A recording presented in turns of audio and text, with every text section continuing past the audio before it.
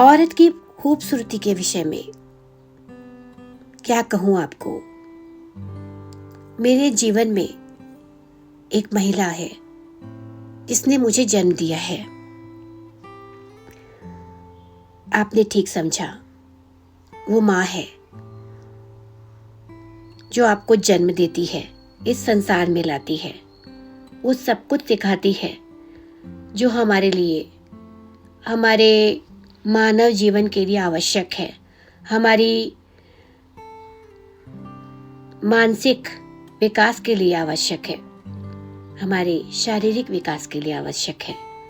समाज में उठना, बैठना, पढ़ना, लिखना, हंसना, बोलना, सब कुछ वही सिखाती है। उंगली पकड़कर चलाती है,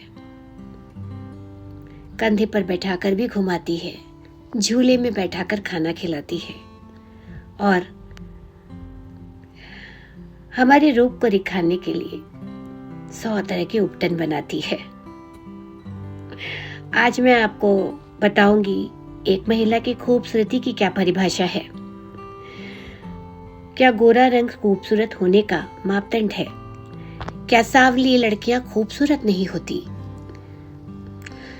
दोस्तों, माना कि तीखे नैन नक्श आकर्षित करते हैं, मगर क्या जो साधारण रूप रंग का हो, क्या वो सुंदर नहीं होता? क्या सिर्फ बाहरी देह की खूबसूरती ही मायने रखती है? मन का क्या? हाँ, मन ये खूबसूरत हो तो बाकी चीजें बेमानी हो जाती है। ये सीखा था माँ से। क्यों लड़कियों को अक्सर ये एहसास दिलाया जाता है कि वो गोरी नहीं है? क्योंकि हमारे समय में गोरे रंग को बहुत ज्यादा महत्व दिया जाता था और ये भी कहा जाता था कई लोगों के द्वारा कि ये रंग मत पहनो, तुम पर नहीं खिलेगा। बचपन से देखती आ रही थी, सुनती आ रही थी, लेकिन माँ कहती थी, तू मेरी रानी बिटिया है, तुझ पर हर रंग जचता है, मेरी गुड़िया, तू बहुत सुंदर है, परियों की जैसी। लेकिन अपने आसपास जब और लड़कियों को देखती थी जो कि सांवली थी, तो गोरे होने की जद्दोजहद में फेयर एंड लवली घस घस कर हर रोज लगाती थी। हमारे समय में इस क्रीम का विज्ञापन टेलीविजन पर अक्सर आता था। फेयर एंड लवली से अपनी सांवली त्वचा को गोरा और चमकदार बनाए सिर्फ 3 हफ्तों में। उफ, ऐसे झूठे भुलावे, ऐसे झूठे प्रलोभन दिखाकर कंपनी ने तो लाखों कमाए। ऊपर से उन सांवली लड़कियों पर दबाव इतना ज्यादा बढ़ गया था कि दिन में 3 से 4 बार उस क्रीम को पोतती थी। चेहरा लगता था जैसे कि मैदा की बोरी। जब मैं अपनी सहेली को देखती थी ना, इस पुते हुए क्रीम के मलबे के साथ, तो मुझे बहुत क्रोध आता था। उसकी माँ उसे हर रोज ये लगाने के लिए कहती थी। मार्केट में फिर इमामी गोल्ड फेम ब्लीच, जिससे आप हो जाए गोरी गोरी फेम से। हे प्रभु, दीन बंधु दीनानाथ, दिल करता था इन कंपनी के ओनरों को ठिठकियाऊं। खैर, मैं शुरू से ही अपने मन की रही इन मामलों में और मुझ पर कोई दबाव ही नहीं था, क्योंकि मेरी माँ, उसने हमेशा ये एहसास दिलाया कि मैं सुंदर हूँ। ईश्वर की कृपा से भी हम तीनों बहनें नैन नक्श के मामले में अपनी अम्मा पर गई थी। तीखे नैन नक्श, गेहूं वर्ण रंग। मेरी माँ ने कभी हम पर दबाव नहीं डाला। इन चोचलों के लिए सर्दी में बेसन मलाई, आटे कड़वे तेल का उपटन और गर्मी में चिरौंजी दाना और गुलाब की पत्तियों के साथ कच्चे दूध में पीसकर उपटन लगा देती थी।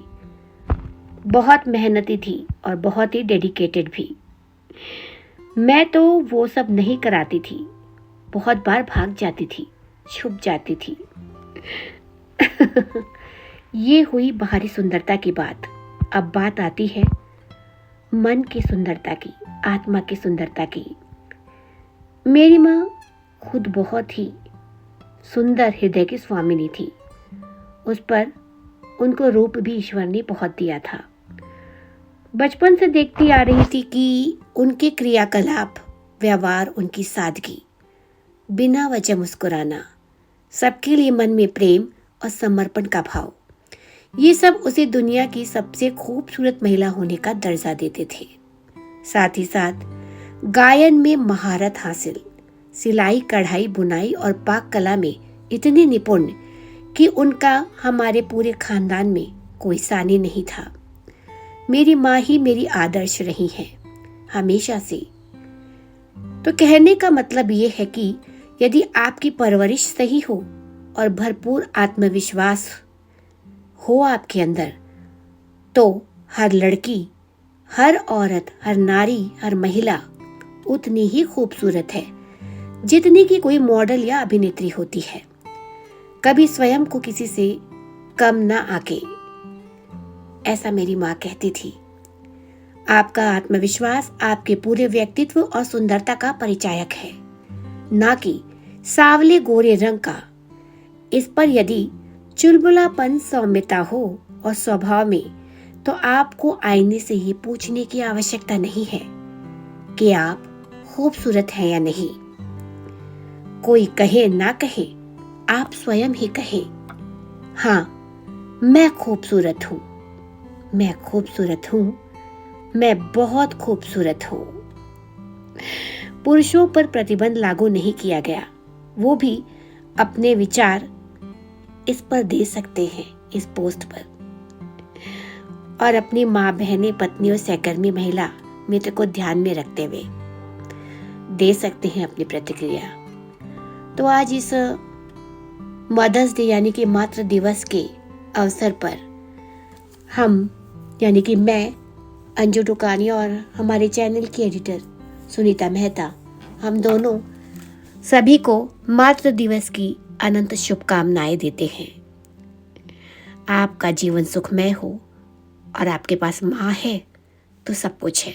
बहुत सौभाग्यशाली होते हैं वो जिनके पास माँ होती है। लूंगी अनुमति, आपसे फिर मिलूंगी जल्दी ही।